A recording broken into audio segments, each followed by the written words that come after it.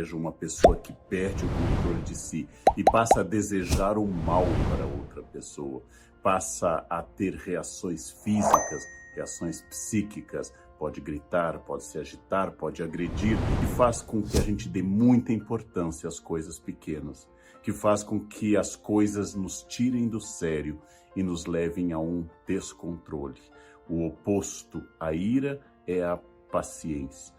A ira, quando descontrolada, segundo a moderna psicanálise, quando um pequeno gesto no trânsito, em casa, quando uma indicação de alguém, quando uma pequena questão tem uma superreação excessiva que vai além do gesto em si, nós então chamamos a esse processo de uma superreação, overreaction, uma reação exagerada, e ela é um sintoma de que aquilo dialogou com muito mais coisa.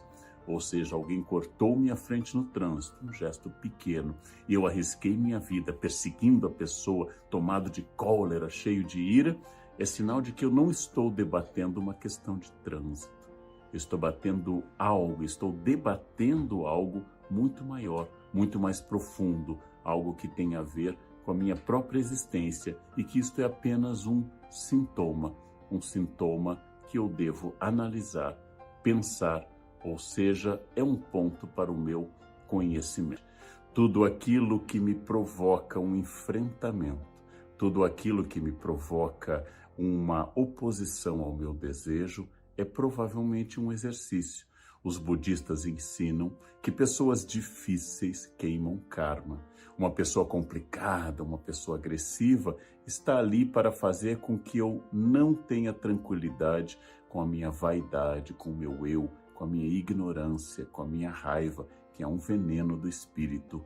Ou seja, dentro de todas as religiões ocidentais, o ódio é um descontrole. O descontrole é uma falta de compreensão do plano de crescimento dentro do budismo ou do plano de Deus para mim dentro do cristianismo.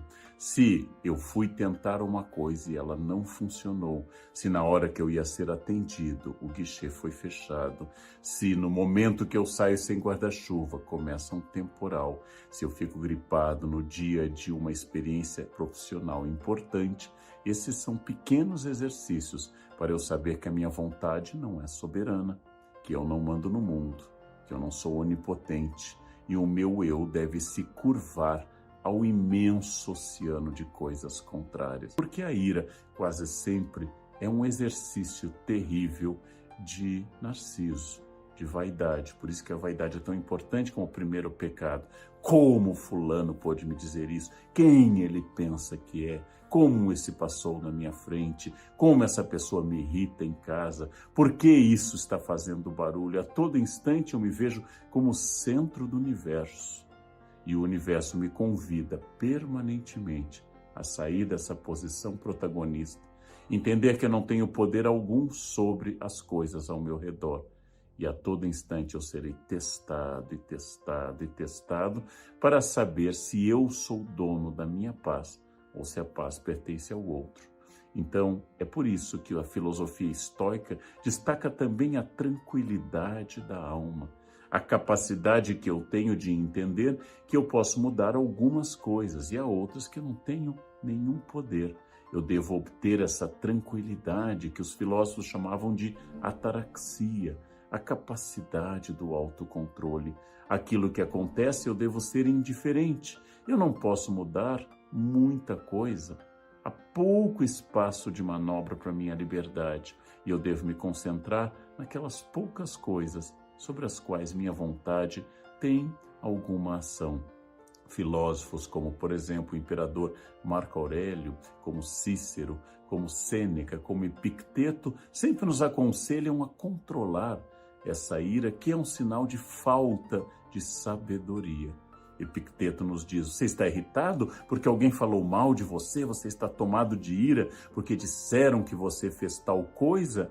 Pense apenas, imagine, se soubessem tudo o que eu fiz. Só sabem isso. Felizmente, graças aos deuses, só comentam esse defeito meu, porque se soubessem todos os meus defeitos, aí eu estaria perdido. Aquilo que dizem de mim pode ser verdade ou mentira. Aquilo que dizem de mim é unicamente expressão do que eu sou ou do que eu não sou. Se disseram que eu sou agressivo, que eu sou irritadiço, e eu sou, as pessoas me conhecem. Não há por que ficar mais irritado ainda. E se eu não sou, elas não me conhecem. Logo, porque eu ficaria irritado.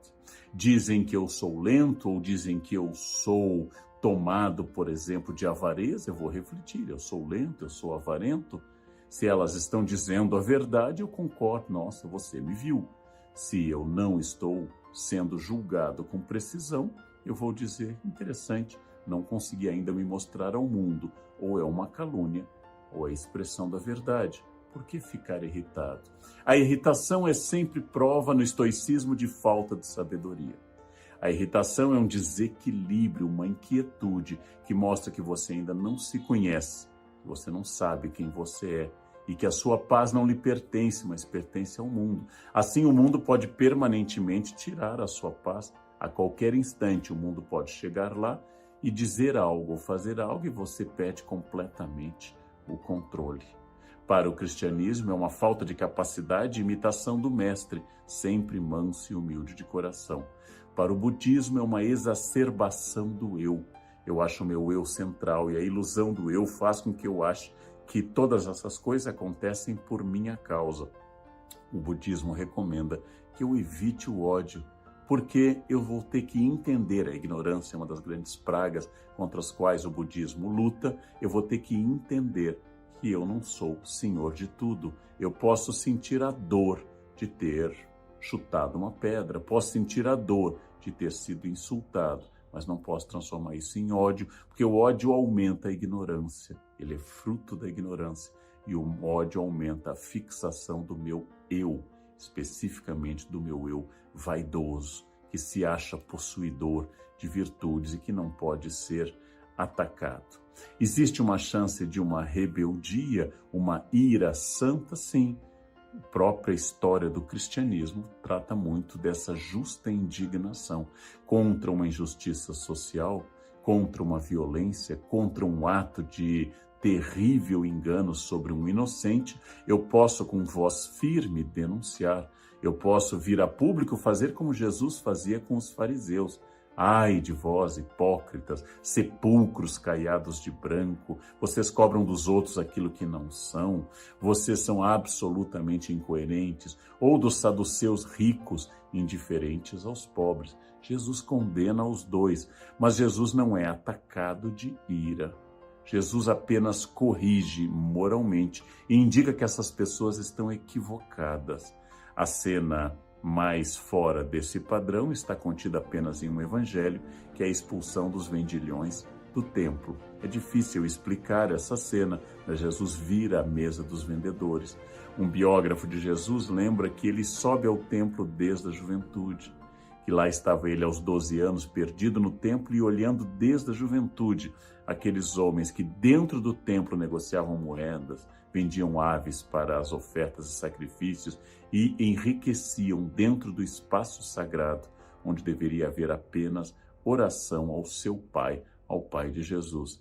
Então Jesus vira as mesas e tem um ataque de uma ira um pouco mais complicada para explicar, mas é a ira de Jesus virando as mesas. Quando se trata dele mesmo, quando ele não está defendendo as coisas do Pai, mas ele próprio é atacado, chicoteado, coroado de espinhos, humilhado, cospem na cara dele, ele não reage, ele não se desespera, não vira a mesa, não usa do seu poder. Diante da ira de Pedro que corta a orelha do centurião no horto, Jesus vai lá e cola essa orelha. Diante do seu traidor, comendo com ele na última ceia, ele não insulta Judas, ele apenas diz que ele deve fazer logo o que tem de fazer e Judas se retira. Ou seja, quando se trata dele mesmo, Jesus é muito tranquilo, pacífico, manso e humilde. Quando se trata de defender a casa do Pai, o templo, Jesus então, em apenas um evangelho, toma essa atitude de virar as mesas dos mercadores, mostrando que ele negociaria pouco com essa violação da dignidade do templo. A ira é um pecado capital, a paciência é uma virtude. E a virtude se exercita diariamente, através da concepção de que minha irritação é sinal claro de que eu não tenho controle das coisas. A minha irritação é sinal claro de que minha vaidade ainda me domina. A minha irritação é algo que eu devo pensar e repensar e agradecer para cada chance de cada pessoa, na teoria, que me enfrenta, que diz o contrário do que eu penso ou até que me agride, que isso é uma expressão da pessoa. Uma pessoa sábia não entrega a sua tranquilidade para os outros. Uma pessoa sábia entende profundamente que a sua paz lhe pertence como um patrimônio. O sábio não se abala, o sábio não se irrita. O sábio entende que sim, aquilo é contrário ao que eu queria, aquilo dificulta meu plano no momento, aquilo me atrasa. Mas o sábio não coloca toda a força da ira, porque a ira é uma infantilização, é uma teimosia, como se eu, adulto, me transformasse de novo em uma criança contrariada. As crianças contrariadas são dominadas pelo sentimento, não podem controlá-los, não aprenderam ainda o poder da razão e a capacidade que eu tenho, sim, de sentir o impulso, mas de controlá-lo. No mundo contemporâneo, no mundo da internet, a expressão do ódio, da ira nas redes é quase uma obrigação. As pessoas são afogadas nesse senso violento, irado, são muito pouco pacientes, julgam rapidamente e, protegidas pelo anonimato da internet, lançam seus ataques constantes e irados sobre o mundo.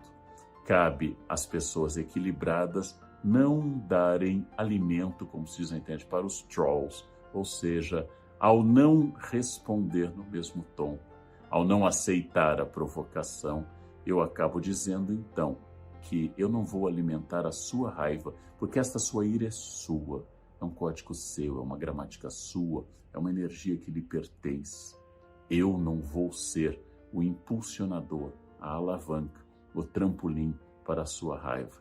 E assim, eu não alimento monstros, monstros que podem crescer e dialogar com os meus monstros também. Deixo que a pessoa enraivecida siga adiante. Sim, o mundo a todo instante, sem cessar, sem parar, o mundo nos enfrenta.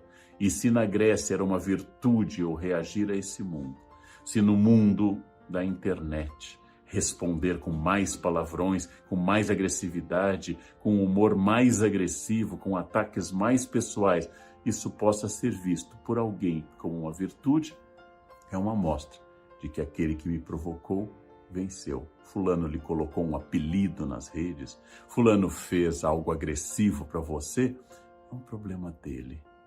Ele tem dificuldades com você, ele não consegue aceitar. É uma escolha dele, é uma escolha absolutamente pertencente a ele. E ao fazer tudo isso, ele pergunta, vai entrar no meu joguinho de raiva? Vai ser irado como eu, no sentido de tomado de cólera, vai se infantilizar, vai mostrar que tem insatisfações com a sua vida que devem ser transportadas para o outro? É uma pergunta. E aí algumas pessoas aceitam e outras pessoas rejeitam a participação nesse jogo. A ira é um sinal de falta de paciência, de falta de conhecimento, de falta de controle, de falta de sabedoria. E se eu fosse religioso, de falta de Deus, de falta de tranquilidade dada pela certeza que Jesus é o Deus da paz, Jesus é o Deus da tranquilidade. Todas essas reflexões em vários campos, do religioso ao psicanalítico, do histórico ao literário, para que eu possa dar uma resposta em época tão tomada pela ira, tão cheia de sentimentos irados, que eu posso fazer da conquista da minha paz, da minha paciência, da minha estabilidade, da minha tranquilidade, um grande projeto de vida. E se eu não puder isso para sempre, sigam o Conselho dos Alcoólicos Anônimos. Só hoje eu não responderei aos ataques agressivos da internet.